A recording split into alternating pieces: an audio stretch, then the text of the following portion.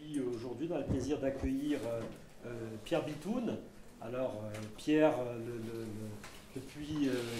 qu'il a fait l'ouvrage Sacrifice des paysans et d'autres ouvrages avant, mais donc c'est fait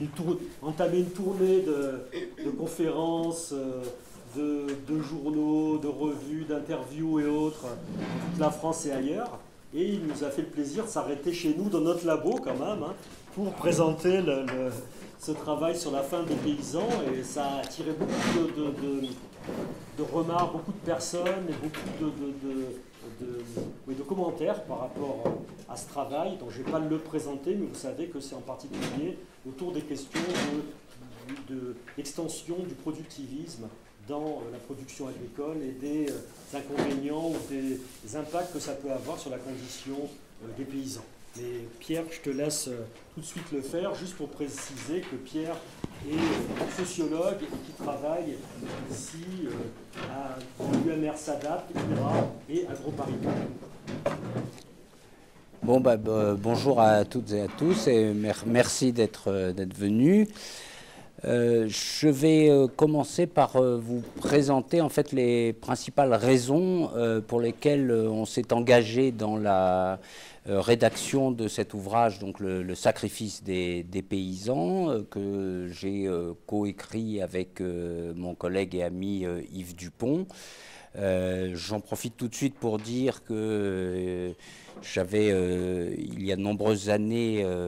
nous avions, avec Pierre Alfandéry, qui est dans la salle, coécrit avec Yves aussi, deux livres, l'un Les Chants du départ, dont le sous-titre était Une France rurale sans paysans, et ensuite, 2 ou 3 ans plus tard, un autre livre qui s'appelait L'équivoque écologique, qui portait, disons, sur les idéologies politiques de l'écologie. Et on a eu donc l'idée de reprendre et d'élargir, de synthétiser de très nombreuses années, en fait, de plusieurs décennies de travail sur la question paysanne et agricole. Au départ, on devait le faire à 3, reformer le trio originel avec Pierre, Yves et moi. Et puis finalement, Pierre était engagé dans d'autres, Pierre Alfandéry était engagé dans d'autres travaux, et c'est Yves Dupont et moi-même qui l'avons coécrit. Mais Pierre a partagé et relu beaucoup le manuscrit dans sa totalité. Alors pour en venir aux raisons qui nous ont amenés à faire ce travail, je dirais qu'elles sont à la fois personnelles et collectives, et inextricablement personnelles et collectives. Il y a d'abord une longue histoire amicale, en fait, et faite d'une connivence, je dirais, intellectuelle et politique, qui dure depuis maintenant pratiquement 40 ans et qui a eu ses heures difficiles, mais vraiment de manière pas très grave, et qui, sur le fond, ne s'est absolument jamais démenti, et tout en pouvant ne pas être d'accord, il y a sur le fond cette connivence et cette amitié qui est, je crois, très importante dans la rédaction d'un ouvrage de ce type. Cette amitié, cette connivence, elle s'est aussi manifestée dans une même conception du métier d'universitaire ou de chercheur que nous avons eu en commun, et qui est en fait, au fur et à mesure du temps, qui s'est trouvé très éloigné, voire, je dirais, diamétralement opposé à l'enfermement disciplinaire, à l'ultra-spécialisation, à la manie de la méthodologie et de la quantification à outrance qu'on a vu monter dans nos métiers au fur et à mesure des décennies. Bref, tout ce qu'on a appelé cette tyrannie de l'excellence scientifique ou de la pseudo-excellence scientifique, que nous n'avons pas partagé, et nous sommes restés, je dirais, à l'écart, ou nous sommes tenus au maximum à l'écart de ce mouvement, de ce mainstream qui a emporté l'ensemble, notamment de la recherche, mais aussi l'université, qui a, je dirais, soumis l'université au fameux classement de Shanghai des universités excellentes, qui a transformé la recherche trop souvent en recherche opérationnelle ou en simple ingénierie. Et au passage, on oubliait ou s'oubliait au fond l'ensemble des questionnements plus fondamentaux, des réflexions je dirais de type politique ou anthropologique ou social, qui pour nous constituent l'un des fondements de la recherche, même si, bien évidemment, il n'est pas question de faire de la recherche éthérée, loin de là. Et ce qui nous a conduit tout au long, finalement, de notre carrière à privilégier la plupart du temps un lien entre la recherche et les acteurs sociaux, et à, notamment dans les années 70 et surtout années 80, à entretenir des liens assez serré avec la Confédération paysanne, ou les paysans qui allaient créer la Confédération paysanne à partir de 1987. Et donc nous avons été en quelque sorte un peu compagnons de route de la Confédération paysanne au travers de notre histoire de chercheurs. L'autre raison qui nous a amené à nous engager dans la rédaction de ce livre, c'est une inquiétude que nous avions en commun et qui est commune à l'ensemble, je pense, ou à la grande majorité de nos contemporains, autour de la dynamique du productivisme capitaliste.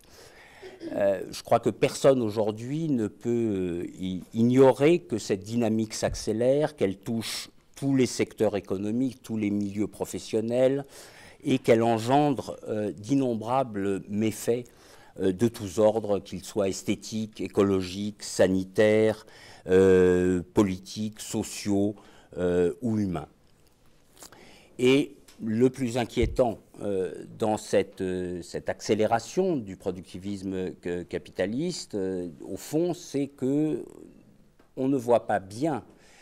comment on va réussir à l'empêcher ou à tout le moins à freiner cette dynamique. Pour l'instant, ni les combats, je dirais, classiques de type syndicaux, politiques, etc., n'ont pour l'instant réussi à entraver cette dynamique, ni ce qu'on appelle les alternatives citoyennes, aussi importantes qu'elles soient, ne sont pour l'instant à la hauteur de la rapidité, de la vitesse de propagation de ce productivisme capitaliste. Et pour nous, les raisons pour lesquelles on s'est engagé dans cet ouvrage, c'est que la disparition des paysans et des sociétés paysannes dont ils constituaient les membres et le socle fondamental est l'une des manifestations, sinon peut-être la manifestation centrale de cette dynamique du productivisme capitaliste. Je dis là deux chiffres très rapidement. Pour prendre le cas français, dans les années de l'immédiate après-guerre, il y avait à peu près plus de 36%, ou plus du tiers de la population active qui était dans l'agriculture. On en est aujourd'hui autour de 2 ou 3%. Et à l'échelle mondiale, le phénomène, pour être un tout petit peu moins vertigineux, est quand même considérable, puisqu'on était dans les années 50 à 80% de la population active mondiale dans l'agriculture, on n'en est plus qu'à 40%. Et donc, cette disparition, pour nous, est à la fois une manifestation, peut-être une manifestation centrale de ce productivisme qui emporte l'ensemble de la civilisation, comme l'on dit. Mais en même temps, il est aussi, d'une certaine façon, un point aveugle. Nous l'avons sous les yeux, mais nous ne l'avons peut-être pas suffisamment pensé. Il constitue peut-être un impensé de la culture et de l'histoire qu'il importe justement d'essayer d'élucider, d'éclairer pour mieux comprendre les liens entre productivisme et disparition des sociétés paysannes et rurales. Dernière raison plus factuelle qui a amené à écrire ce livre, c'est, je passe rapidement, mais je veux quand même le dire, c'est la rencontre avec un éditeur, les éditions L'Échappée, qui est un jeune éditeur, mais qui a beaucoup de qualités, à la fois qui défend beaucoup la petite librairie, les liens avec la petite librairie, les liens de proximité avec la petite librairie, et puis en même temps qui a déjà un fonds et un catalogue tout à fait intéressant que je vous invite à regarder, notamment sur la critique des technosciences, sur les alternatives agricoles et citoyennes en général. Et là, il y a eu je dirais une rencontre entre nous, les auteurs, et l'éditeur, dont l'esprit, au fond, était assez commun. Alors, je vais entamer la présentation maintenant, et avant de vous présenter, je vais essayer de la structurer autour, il n'est pas question de tout résumer, mais je vais la structurer autour des principales thèses qui forment l'architecture, les principales thèses qu'on défend dans ce livre. Mais avant d'en venir là, je voudrais dire ce que n'est pas ce livre. Ça n'est pas, on l'avait fait un peu plus dans les champs du départ il y a maintenant longtemps, ça n'est pas un ouvrage courant ou au sens classique du terme de politique agricole. C'est-à-dire que vous allez bien sûr y retrouver tous les éléments du problème ou du problème agricole ou de la question paysanne. Vous y retrouvez des développements sur le pouvoir grandissant des multinationales de l'agroalimentaire, sur les impasses et les inégalités engendrées par la politique agricole commune, sur le phénomène de cogestion de l'agriculture par la FNSEA et Centre national des jeunes agriculteurs et maintenant jeunes agriculteurs, dont le président, l'ex-président, puisqu'il est maintenant décédé, mais incarnait bien, y compris dans sa personne, Xavier Belin, les liens maintenant étroits entre je dirais la poursuite de l'industrialisation, lien avec son groupe Avril et en tant que président de la FNSEA. Et donc, il était dans sa personne, au fond, au-delà des incantations unitaires de la FNSEA, qui sont d'ailleurs depuis toujours, depuis son origine. On était là dans la manifestation, au fond, d'une accélération de l'industrialisation de l'agriculture, du modèle des fermes-usines, etc. Et dans cet ouvrage aussi, évidemment, on parle par exemple, de la paupérisation d'une part croissante des agriculteurs, intensifs ou modernes ou conventionnels, comme l'on dit. Comme vous devez le savoir, à peu près un tiers aujourd'hui des agriculteurs, c'était une étude récente de la MSA, ne tire de son revenu que moins de 350 € par mois donc de revenus agricoles. Il y a des éléments sur le désert social qui s'est quand même organisé dans maintes régions françaises, avec tous les effets politiques que nous connaissons aussi, avec notamment la montée du FN dans ces régions, voilà. Et en même temps aussi sur, par exemple, les alternatives au productivisme ou citoyenne, ou la montée de l'agriculture bio, l'agroécologie, les circuits courts, etc., qui se développent en même temps en contrepoint ou en parallèle pour contrer notamment ces déserts sociaux et développer une alternative au productivisme en agriculture. Mais pour nous, tous ces éléments, en fait, doivent être replacés dans un questionnement beaucoup plus large,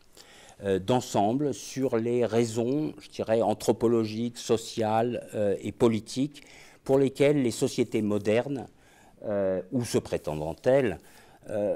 font disparaître les paysans. Et en fait, la question qu'on a essayé de traiter dans l'ensemble de cet ouvrage, je la résumerai de la façon suivante, c'est pourquoi la modernité, capitaliste en l'espèce, puisque c'est elle qui a triomphé,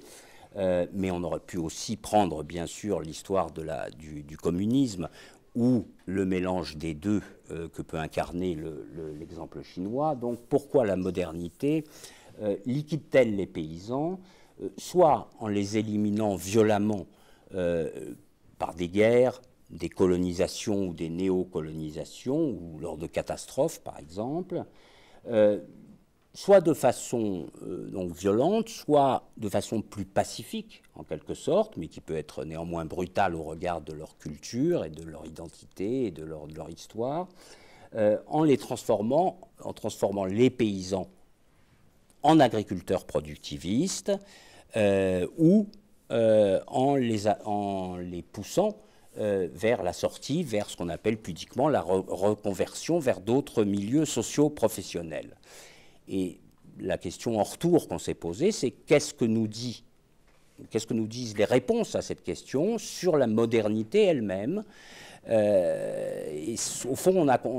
pour le résumer, on a considéré la question paysanne comme, classiquement en sociologie, un analyseur, un révélateur de la modernité, de la façon dont la modernité s'est déployée historiquement et comment elle peut permettre, justement, tout ce questionnement peut permettre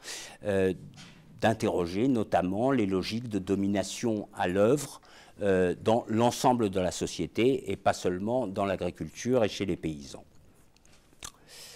Alors, quelles sont les principales thèses que nous défendons dans cet ouvrage? Bon, pour ne pas être trop long, je vais laisser je vais être relativement bref, on va essayer d'être aussi bref que possible et me centrer sur quelques réflexions qui constituent, comme je disais tout à l'heure, la colonne vertébrale, la charpente de notre livre. Un premier point concerne une réflexion autour du productivisme qu'on a attaqué en quelque sorte autour de trois angles différents. D'abord une interrogation, on a interrogé le productivisme d'abord d'une façon théorique, ce qui nous a conduit à formuler en quelque sorte une définition à la fois plus large et plus précise que celle que l'on entend le plus souvent. Le productivisme, ça n'est pas simplement le fameux toujours plus de croissance qu'on en répète couramment, et d'ailleurs que l'on soit partisan ou détracteur de cette croissance et de ce diktat de la croissance. Ce qui nous semble, c'est que c'est en fait un phénomène beaucoup plus grave, dont nous avons essayé, qu'on a formulé de la manière suivante, en disant c'est l'idée consubstantielle à l'esprit de la modernité et du capitalisme que tout, absolument tout, être humain, société, produit de la science et de la technique et désormais des technosciences, animaux, nature, culture en partie aussi, sont l'idée que tout cela doit devenir une simple ressource, le terme est important, un simple matériau au service de la quête de puissance de l'État et du capital, d'ailleurs État et capitalisme de plus en plus confondus. Deuxième angle d'attaque sur le productivisme, c'est une interrogation historique. On revient longuement dans notre livre et surtout dans la première partie qui s'intitule « Des 30 glorieuses aux 40 honteuses » sur la façon, 30 glorieuses étant la période donc 45-75, 40 honteuses étant l'ère du néolibéralisme et de la concurrence généralisée que nous connaissons tous. Nous revenons donc dans cette partie sur la façon dont s'est déployé le productivisme, en prenant appui sur le cas français, non pas parce que le cas français, enfin parce que nous pensons que le cas français est au contraire un cas d'école et pas un cas d'exception. On pourra y revenir plus longuement si vous le voulez dans la discussion, contrairement à ce qu'affirment souvent les néolibéraux en parlant de l'exception française. Et au travers de cette réflexion donc, sur les 70 ans de développement et de déploiement du modèle productiviste, ça nous permet de mettre un certain nombre de faits saillants ou d'éléments essentiels qui ont été essentiels à ce développement. Alors je vais en prendre juste 2-3. C'est le projet là, de société générale qui monte à partir de l'entre-deux-guerres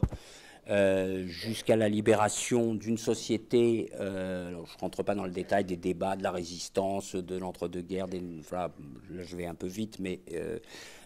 c'est pour dessiner le cadre. C'est l'idée qu'il faut une société de troisième voie entre la démocratie libérale de l'avant-guerre qui avait conduit au second conflit mondial et donc en gros, plus personne ne voulait, et les modèles fascistes ou totalitaires, ou communistes, etc.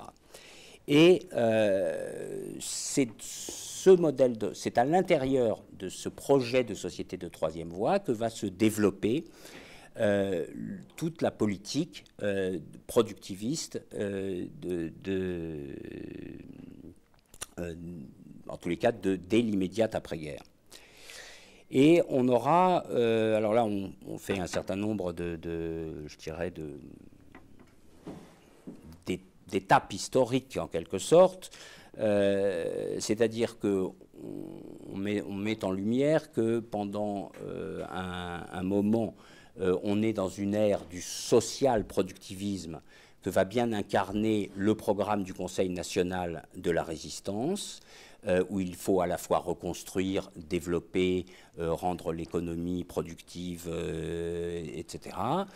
Et en même temps faire accéder l'ensemble de la population à un certain bien-être qu'elle n'avait pas, lui donner les droits économiques et sociaux, etc., etc., une certaine stabilité de l'emploi et autres. En tous les cas, c'est ce qu'on vise. Et ce social-productivisme va peu à peu, au fur et à mesure du temps, être en quelque sorte dévoyé. Et on va aller vers une socio-économie duale ou une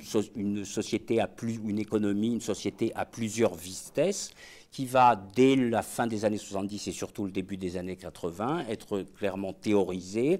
et mise en œuvre à la fois par la droite et la social-démocratie, de plus en plus acquise aux idées néolibérales.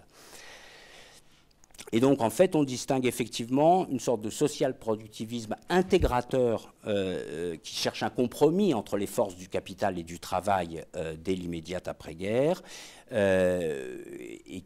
et ensuite un productivisme qui serait plutôt désintégrateur, accéléré et désintégrateur, où en même temps que les élites dirigeantes publiques et privées ont pour visée de détruire l'État social et que manifeste le programme du CNR, on va avoir donc ce productivisme désintégrateur où il y a accélération technique et en même temps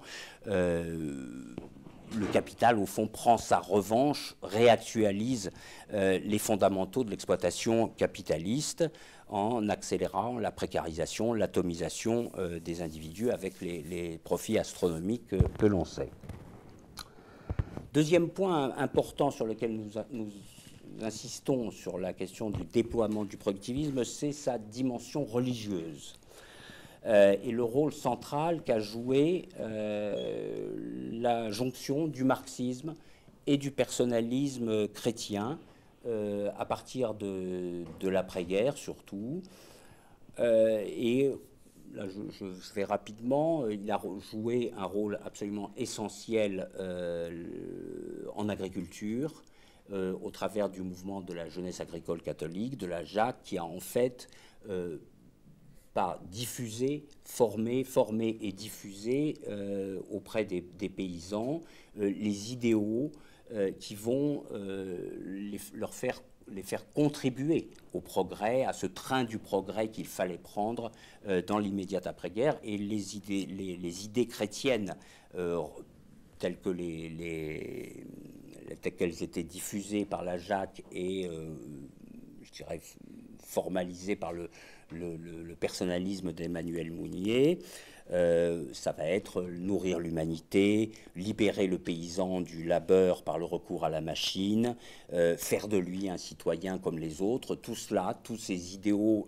chrétiens laïcisés en quelque sorte, ont été des stimulants très importants du progrès. Troisième point important dans cette question du déploiement général donc, du productivisme, c'est les continuités d'une époque à l'autre, des Trente Glorieuses aux 40 Honteuses, sur lesquelles nous revenons au fur et à mesure du livre, et surtout donc, dans la première partie, mais même dans la deuxième. C'est alors continuité sur la question du problème, sur la montée du problème écologique. Certes, les Trente Glorieuses, voilà, en ce nom quelque peu usurpé aussi, parce qu'elles ont été aussi 30 ravageuses, comme l'on dit, et qu'elles ont largement préparé l'âge des catastrophes ordinaires, quotidiennes, banalisées, qu'elles soient du changement climatique ou qu'elles soient plus proches dans notre environnement quotidien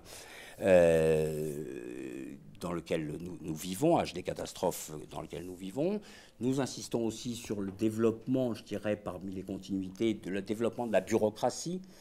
bureaucratie qui s'est développée à la fois avec anciennement bien sûr l'État colbertiste jacobin et puis ensuite l'État dirigiste de l'immédiate après-guerre, mais aussi avec le développement du libéralisme qui lui-même est producteur d'un gigantesque appareillage de normes et de pouvoir aussi des bureaux pour créer le marché néolibéral. Et donc nous vivons donc effectivement au bout de ces 70 ans avec les couches successives de ce développement bureaucratique. Et puis, dernier élément de continuité, c'est, je dirais, le pouvoir très important, transformateur et au travers duquel, enfin, pouvoir de transformation et au travers duquel une couche technocratique se constitue. Nous la suivons dans notre livre depuis ces premières étapes de l'immédiate après-guerre. On pourrait remonter plus en amont, mais peu importe pour l'instant, au travers du commissariat général au plan, à la construction de la supranationalité européenne ou à la dictature désormais à la fois institutionnelle et de fait de la finance globalisée. Et nous étudions au passage, je dirais, les représentants ou les noms, comment dire, les représentants fondamentaux ou qui éclairent bien cette histoire de cette couche technocratique qui est censée piloter la société. C'est dans l'immédiate après-guerre quelqu'un comme Simon Nora, qui vient, lui, des réseaux de la résistance. Puis, à partir des années qui va jouer un rôle très important avec plein d'autres, bien évidemment, jusque dans les années 70-80. Et puis le passage de témoin ou la transformation de cette élite technocratique avec la personnalité d'Alain Minc, qui va incarner à partir des années 80 cette élite néolibérale de hauts fonctionnaires totalement décomplexés et acquise au marché. Et puis enfin, le dernier avatar de cette couche technocratique, c'est bien évidemment Macron, peut-être le futur président de la République, qui incarne en sa personne à la fois la haute fonction publique et les liens avec la finance globalisée. Donc, d'une certaine manière, depuis 70 ans, nous ne sommes absolument pas sortis, bien loin de là, de cette puissance technocratique et pilotant la société et se constituant elle-même en tant que couche, s'autoproduisant en quelque sorte en tant que couche au fur et à mesure de ses capacités à transformer, à remodeler les sociétés, ou en tout cas à avoir un pouvoir considérable pour le faire. Et puis enfin, on réfléchit à cette question du déploiement du productivisme dans les 70 dernières années au travers d'une interrogation. Il y avait l'interrogation théorique, historique et aussi une interrogation anthropologique. En fait, dans le sillage de Marx, qui avait bien vu, je le cite, que dès le 19e, que la dépréciation du monde des hommes augmente en raison directe de la mise en valeur du monde des choses, ou bien encore dans le sillage des leçons de Gunther Anders, le philosophe allemand, sur la bombe atomique, qui, dans l'obsolescence de l'homme, écrit avec la bombe atomique, la production de moyens est devenue la fin de notre existence et les moyens justifient les fins. On développe toute une série, et d'autres auteurs, mais que je ne serai pas pour pas être trop long, on développe toute une série de réflexions sur la façon dont se fabrique, je dirais, de l'homo consumériste, du citoyen consommateur, à l'homme connecté des nouvelles technologies, à l'homo connecticus, un type humain qui est finalement assez, hélas, assez adapté à la logique productiviste et à son accélération. Alors, je vais vite là, quelques éléments pour donner corps à cette affirmation. On voit bien que l'acceptation de l'idée de ressources humaines, de l'idéologie managériale, l'habitude, d'abord contrainte, et puis après, qui devient au fur et à mesure des générations presque naturelle,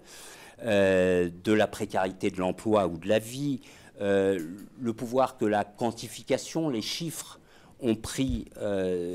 ont acquis le pouvoir qu'ils ont acquis dans notre vie personnelle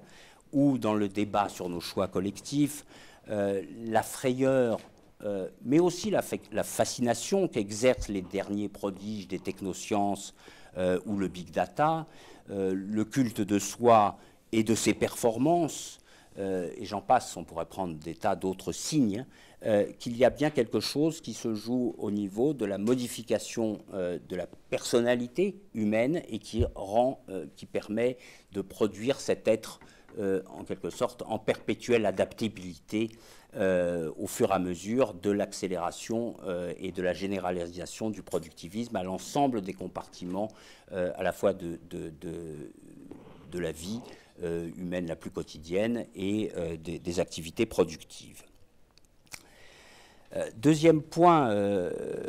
qui concerne, ou deuxième série de réflexions, qui concerne le cœur en quelque sorte le cœur du livre et qui lui a donné son titre, c'est le sacrifice des paysans. Alors on y revient un peu, mais pas. La première partie était surtout insérer la question paysanne à l'intérieur du développement productiviste général. On y revenait un peu quand même dans la première partie en montrant comment on est passé de la disparition ou transformation du paysan en agriculteur, c'est-à-dire en chef d'exploitation, chef d'entreprise, puis désormais pour la partie la plus entre guillemets moderne ou avancée, manager des champs ou agro-businessman à la tête d'une ferme-usine. Mais c'est surtout dans la deuxième partie du livre que nous revenons sur les formes et les raisons de ce sacrifice des paysans et de leur disparition et des sociétés dans lesquelles ils s'inséraient. Alors là, je vais donner quelques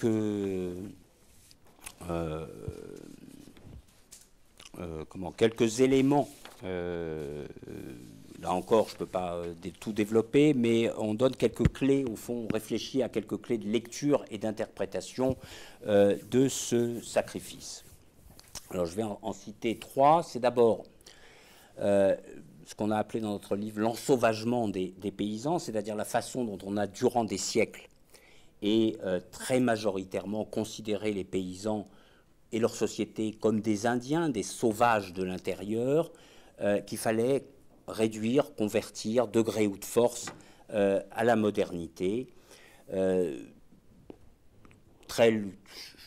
réflexion qui nous amène à réfléchir, à revenir sur la colonisation des États-Unis, des Amériques, etc. Mais là, je passe, voilà, qui réfléchit sur les questions de l'ethnocide. Mais c'est aussi une autre, cet ensauvagement, d'une certaine façon, on l'a vu aussi s'exprimer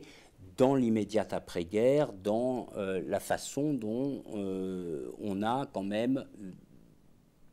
dévalorisé, stigmatisé les anciennes pratiques dites traditionnelles des paysans à l'époque pour leur faire prendre, comme on dit, le train du progrès. Et il y a là quelque chose, effectivement, qui a permis à une génération, qui a permis évidemment des progrès techniques, évidemment des progrès dans la situation de la condition paysanne, mais qui, en même temps, s'est fait par aussi une violence culturelle à l'égard des habitudes et des équilibres de ces anciennes sociétés. Donc, beaucoup de choses ont été en partie perdues et que d'ailleurs nous essayons de réinventer en quelque sorte aujourd'hui, notamment par exemple les circuits courts, c'est un bon élément qui existait et que maintenant nous sommes obligés de réinventer et qui apparaît pour certains, pour les plus jeunes générations, comme quelque chose de nouveau alors qu'il n'est que de la réinvention de l'ancien. Deuxième point sur la question de la façon dont on a remodelé au fond ces populations et ces sociétés, sur lequel on attire l'attention, c'est la question du classement. C'est-à-dire que dès l'immédiate après-guerre, on commence à classer à grand renfort de travaux d'économistes, etc., qui sont souvent d'ailleurs très en prise avec les cercles de dirigeants et de décideurs. On a commencé à classer entre agriculteurs archaïques, agriculteurs traditionnels, agriculteurs novateurs, et ce système de tri et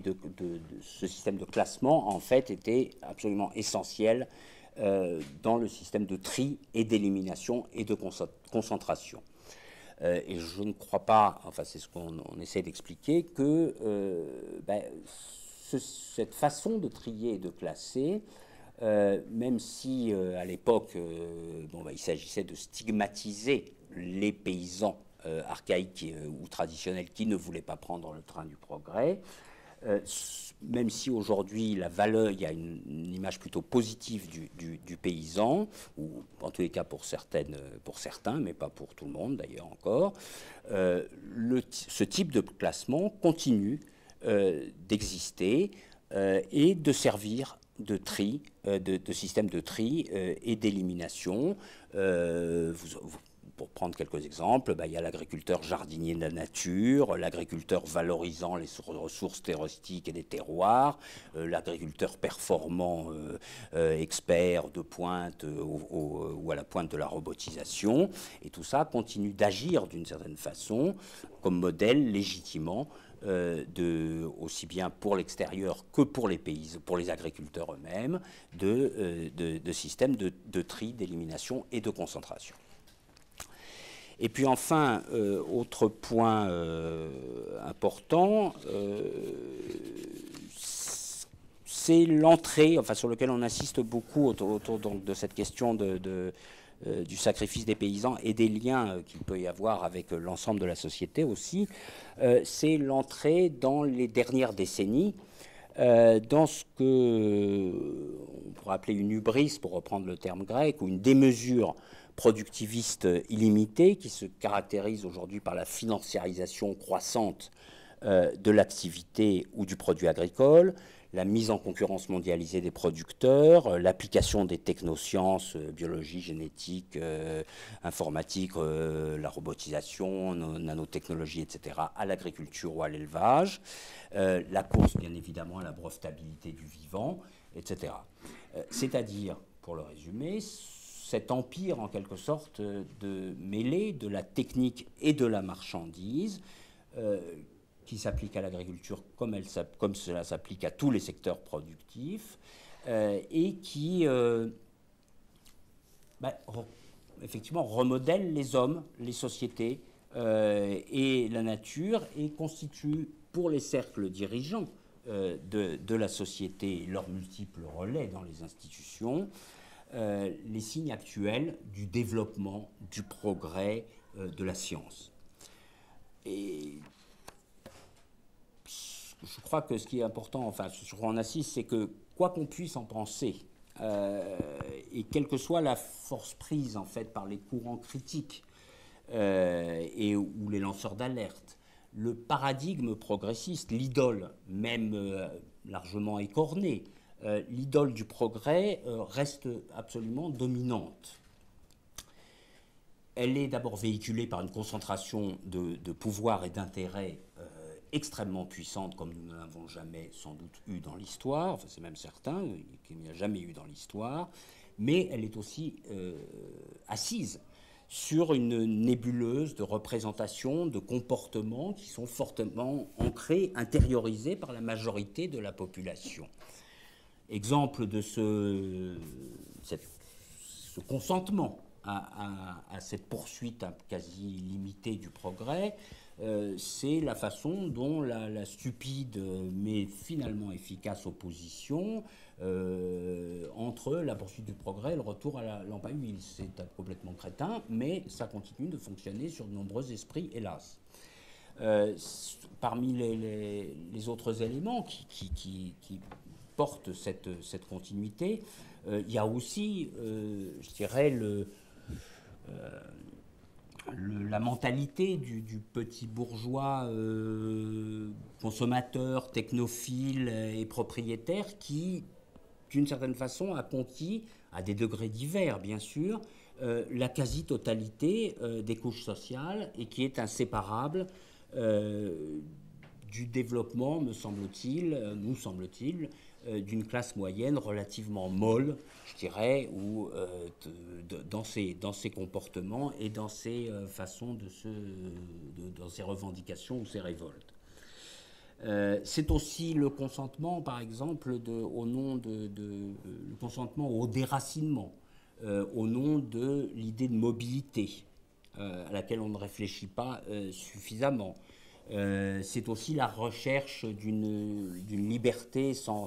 véritable raison ni politique, ni esprit politique, qu'on identifie au bon plaisir. Bref, je pourrais continuer encore longtemps. Ce sont tous ces éléments qui participent là encore à la fois au type humain dont je parlais tout à l'heure et à cette démesure productiviste, ou à cette hubris productiviste dans lequel nous sommes. Pour en finir à cette question du sacrifice des paysans, cet écheveau de questions plutôt dans lequel nous travaillons, on a essayé, en conclusion, en fait, de rassembler finalement les différents fils que nous avions tissés autour de cette question, autour de ce que nous avons appelé les 7 raisons principales qui font, à nos yeux, il y en a peut-être d'autres d'ailleurs, et font encore du paysan des paysans de parfaits boucs émissaires de la modernité. Alors je ne vais pas les citer les 7, mais je vais en prendre quelques exemples ou quelques-unes. C'est d'abord le fait que le paysan, c'est l'homme qui est en rapport avec l'organique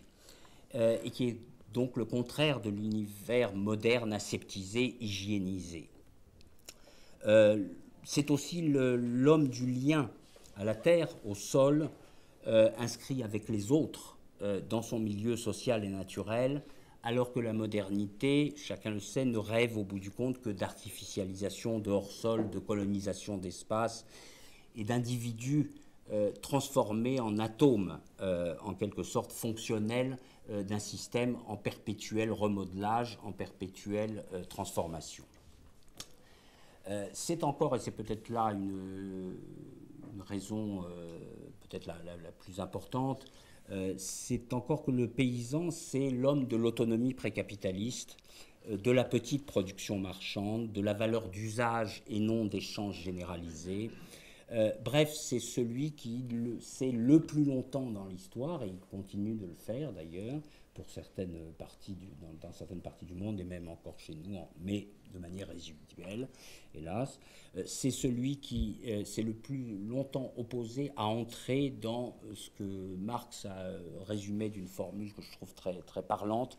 la marmite d'alchimiste du capital. Marmite d'alchimiste du capital, dans laquelle nous sommes, à mon sens, tous, de bon gré ou malgré nous, plongés. Alors, troisième fil qui court dans notre livre, c'est la question des alternatives, évidemment, à ce productivisme capitaliste que je viens de développer. Alors, pour dire les choses assez clairement et un peu brutalement, on est assez critique dans notre livre, non pas tant, je dirais, des actions, que du discours à la fois très optimiste et un peu naïf que tiennent certains, je dis bien certains, pour que les choses soient claires, certains écologistes, décroissancistes, colibristes, disciples de Pierre Rabhi, etc., sur cette question. Alors, je vais aller rapidement sur ce problème pour plusieurs raisons. D'abord, pour le dire de façon, encore une fois, provocatrice, je trouve on trouve que s'il y a beaucoup d'esprit éclairé et critique du productivisme dans cette nébuleuse anti-croissance, il y a aussi quantité de gens un peu bisounours dépolitisés, bobos technophiles, ou des gens qui croient assez sincèrement d'ailleurs avoir trouvé la bonne solution d'après la fin des grands récits révolutionnaires. Et donc, en privilégiant une évolution des consciences, je vous invite par exemple à aller voir sur le site des colibristes, le R de révolution est mis entre parenthèses,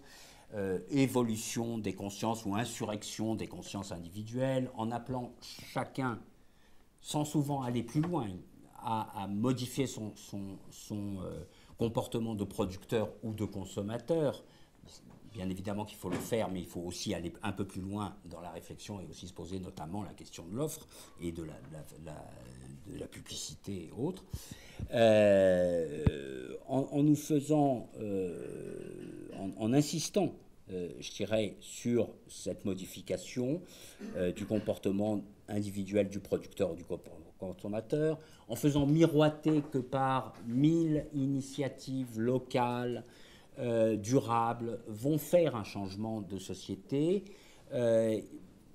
On est là, encore une fois, ce n'est pas les actions qui sont en cause, mais le discours. On est là face à un discours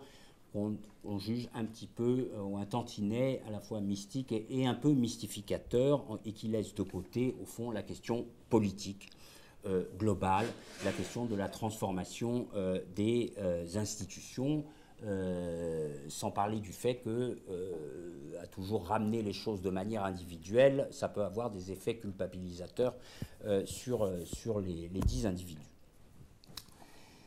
Et puis, dernière remarque, même si les alternatives éco-citoyennes, paysannes, etc., ou néo-paysannes sont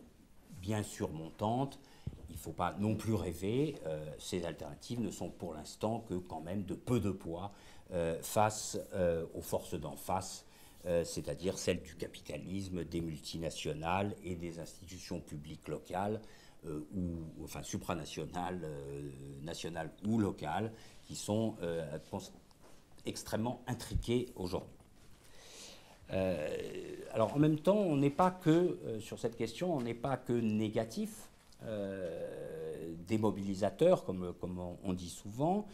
et on revient à de nombreuses reprises dans le livre sur le fait qu'il y a bien dans l'effervescence citoyenne actuelle, qu'elle soit mobilisée contre les OGM, les grands projets inutiles et imposés, les paradis fiscaux, le CETA, le TAFTA, qu'elle se veuille promotrice de partage direct, d'expériences de partage direct,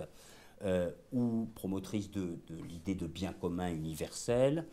gratuit, inaliénable. Il y a bien quelque chose comme une société post-productiviste, post-capitaliste,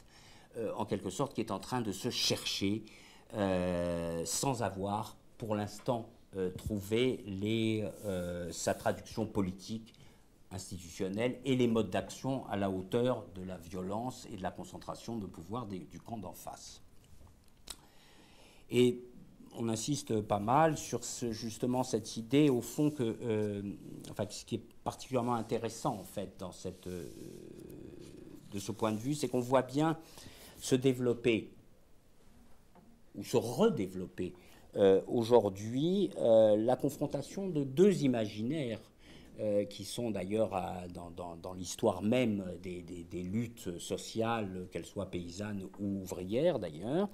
deux conceptions de la transformation sociale, celle de l'auto-organisation, au fond, d'un côté, qui peut être héritière de l'anarchisme, du modèle de la commune, du conseillisme, bref, comment s'auto-organise-t-on pour créer une autre société sur des territoires particuliers, et puis celle plus, je dirais plus classique, qui n'est plus la voie, qui n'est plus évidemment celle du léninisme et de l'avant-garde de la classe ouvrière, etc., mais celle d'une prise de pouvoir dans les institutions existantes pour les changer. Et ces deux imaginaires-là, au fond, se côtoient. Il serait, à mon avis, temps d'essayer de les faire se joindre plutôt que qu'ils se regardent trop en chien de faïence, voire qu'ils s'opposent. Voilà. Dernier fil conducteur de notre livre, c'est la Confédération paysanne, auquel notre ouvrage rend hommage en fait de deux façons. D'abord, on le fait dans le prolongement des travaux du sociologue américain Charles Wright Mills et de son livre L'imagination sociologique, que je vous invite à relire ou à lire pour ceux qui ne le connaissent pas, qui est un grand ouvrage de sociologie qui date de la fin des années 50. Dans le prolongement de ces idées, on développe d'abord l'idée que les paysans contestataires de la Confédération paysanne ont su au fond faire quelque chose qui n'était pas du tout évident et qu'explique très bien Wright Mills, non pas à propos de la Confédération paysanne, mais comme modèle de ce que doit être à la fois la sociologie et le rôle des acteurs et des citoyens. C'est convertir les épreuves personnelles de milieu en enjeux collectifs de structure sociale. Et nous passons un certain nombre de pages à expliquer que précisément la Confédération paysanne a fait cet effort-là, que ça a été un effort à la fois sur elle-même, sur le milieu agricole et sur le reste de la société. C'est comme ça qu'elle a réussi à surmonter, ce qui n'était pas du tout évident, les divisions internes au milieu agricole ou des paysans travailleurs de l'époque, que c'est aussi patiemment construit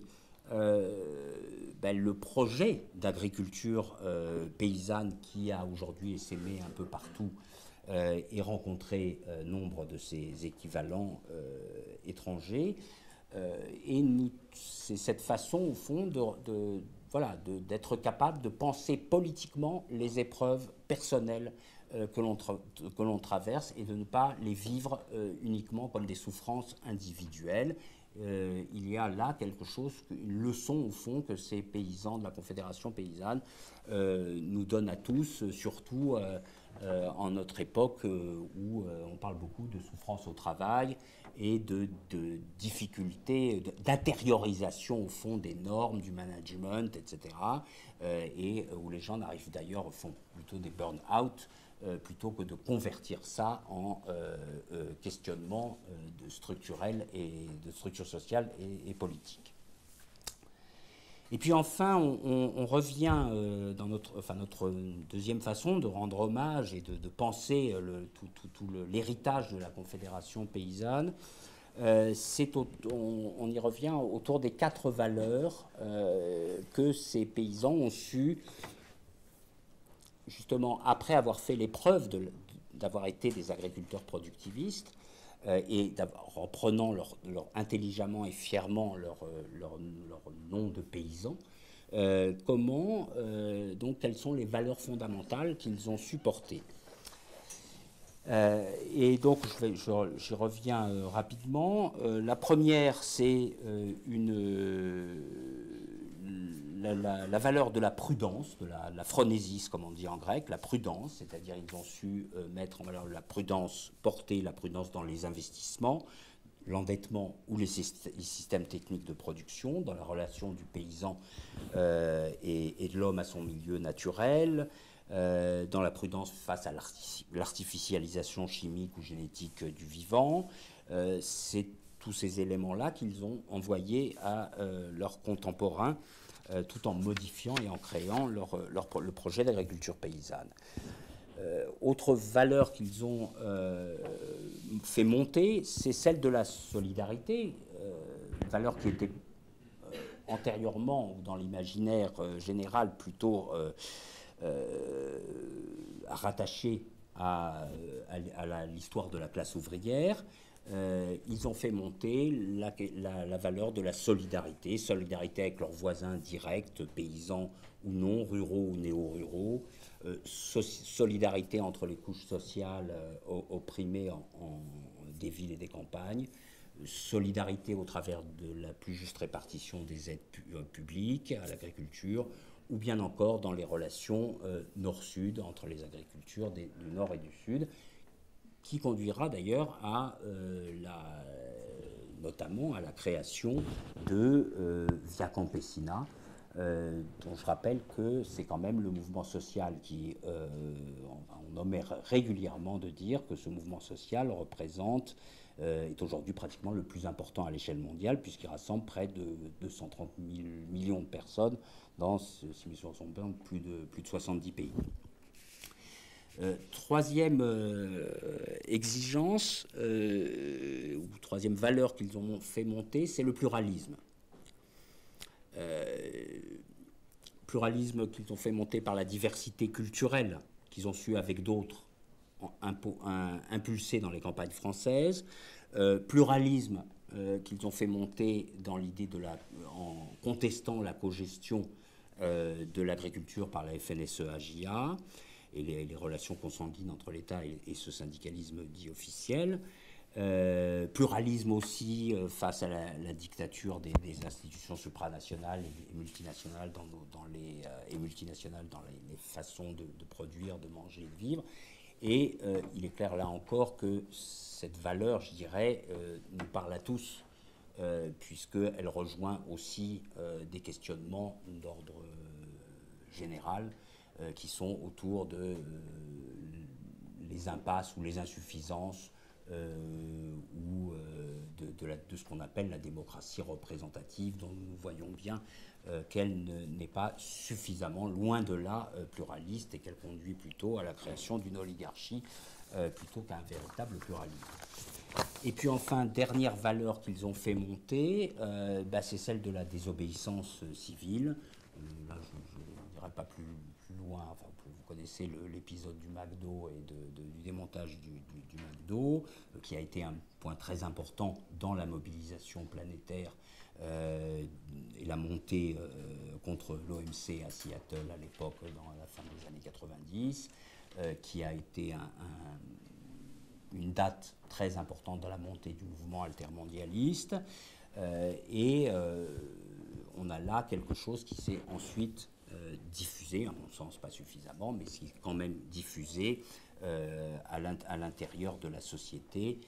pour combattre l'expansion du productivisme capitaliste autant que faire se peut. Voilà, donc pour résumer et finir sur ces éléments, je dirais que les valeurs qu'ont portées la Confédération paysanne, à savoir Donc prudence, solidarité, pluralisme et devoir de désobéissance sont une leçon qu'ils nous ont envoyée à tous, dont peut-être certains ne se rendent pas compte, je pense, qu'ils nous ont envoyé à tous, qui est une sorte de, on pourrait appeler ça l'ébauche en quelque sorte autour de ces valeurs, d'une sorte de philosophie sociale d'une société post-productiviste et post-capitaliste qui nous importe de continuer à faire monter, même si la cause est difficile. Et puis, pour revenir juste sur ce que j'évoquais un peu plus tôt, je pense qu'il est aussi temps que nous faisions converger cet idéal de l'auto-organisation, de l'utopie concrète, localisée, et une transformation de fond en comble de nos institutions, qui l'un ne va pas sans l'autre. Et il ne faut surtout pas qu'on se ferme les uns les autres à ce type de... ces deux imaginaires qu'il faut maintenant faire monter ensemble. Et pour finir, pour que les choses soient claires, de mon côté, je pense que ce qui va le plus loin dans l'état des mentalités aujourd'hui et qui commence à justement amalgamer ces deux imaginaires, c'est le projet de l'avenir en commun tel qu'il s'est formulé autour de la candidature de Jean-Luc Mélenchon, même s'il n'a pas été au second tour, peu importe. Il y a là, dans ce projet, quelque chose qui essaye à la fois de nous sortir des impasses de la démocratie représentative, qui essaye de nous sortir du déchaînement productiviste capitaliste et qui refonde sur un certain nombre de valeurs comme celles que je viens d'évoquer, qui avaient été portées par la Confédération paysanne, un véritable projet de société. Et je pense qu'il faut continuer à le faire monter.